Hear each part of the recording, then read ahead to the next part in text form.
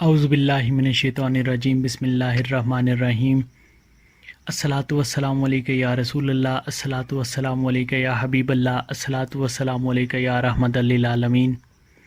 السلام علیکم دوستو، میں ہوں آپ کا میزبان وکاس ملک وکی اور اس وقت آپ میرا ہی یوٹیوب چینل دیکھ رہے ہیں جس کا نام ہے وکاس ملک وکی۔ ناظرین محترم، آپ کے بچے بھلے آپ سے پوچھیں یا نہ پوچھیں، آپ انہیں یہ ضرور بتایا کریں کہ ہم فلسطین سے اس لیے محبت کرتے ہیں کہ نمبر 1، یہ فلسطین انبیاء علیہ السلام کا مسکن اور سرزمین رہی ہے۔ نمبر 2، حضرت ابراہیم علیہ السلام نے فلسطین کی طرف ہجرت فرمائی۔ نمبر 3، اللہ سبحانہ و تعالیٰ نے حضرت لوط علیہ السلام کو اس عذاب سے نجات دی جو ان کی قوم پر اسی جگہ نازل ہوا تھا۔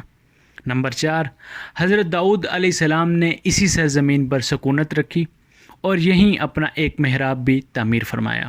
نمبر 5، حضرت سلیمان علیہ السلام اسی ملک میں بیٹھ کر ساری دنیا پر حکومت فرمایا کرتے تھے۔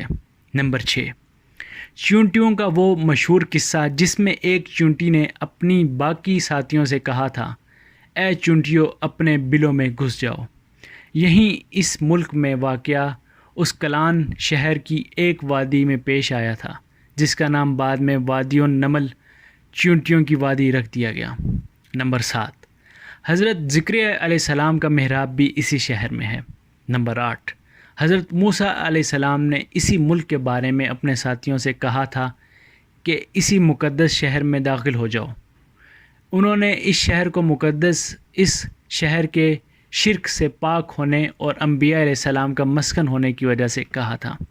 نمبر 9، اس شہر میں کئی معجزات وقوع پذیر ہوئے جن میں ایک کنواری بیوی حضرت مریم کے بطن سے حضرت عیسیٰ علیہ السلام کی ولادت مبارکہ بھی ہے۔ نمبر 10، حضرت عیسیٰ علیہ السلام کو جب ان کی قوم نے قتل کرنا چاہا تو اللہ سبحانہ و تعالیٰ نے انہیں اسی شہر سے آسمان پر اٹھا لیا تھا۔ نمبر 11، ولادت کے بعد جب عورت اپنی جسمانی کمزوری کی انتہا پر ہوتی ہے، ایسی حالت میں بی بی مریم کا کھجور کے تنے کو ہلا دینا بھی ایک معجزہ الہی ہے۔ نمبر 12، قیامت کی علامات میں سے ایک حضرت عیسیٰ علیہ السلام کا زمین پر واپس تشریف اسی شہر کے مقام یعنی کہ سفید مینار کے پاس ہوگا۔ نمبر 13، اسی شہر کے ہی مقام پر باب اللوط پر حضرت عیسیٰ علیہ السلام مسیح دجال کو قتل کریں گے۔ نمبر 14، فلسطین ہی ارض محشر ہے۔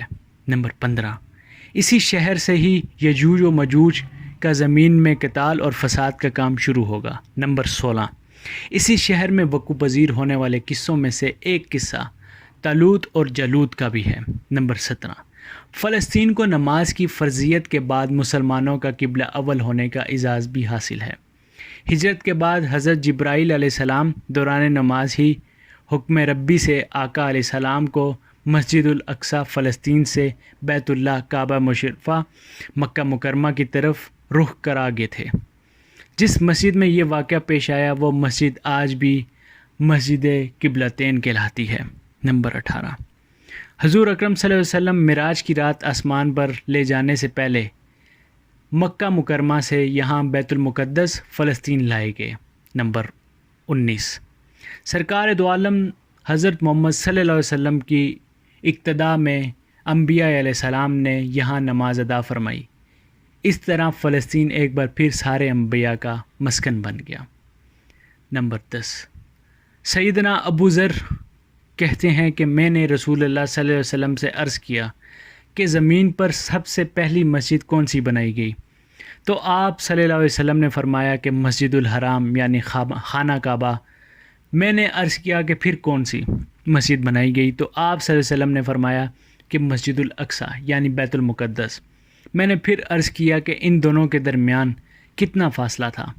تو آپ صلی اللہ علیہ وسلم نے فرمایا کہ 40 برس کا، اور تو جہاں بھی نماز کا وقت پالے وہیں نماز ادا کر لے، بس وہ مسجد ہی ہے۔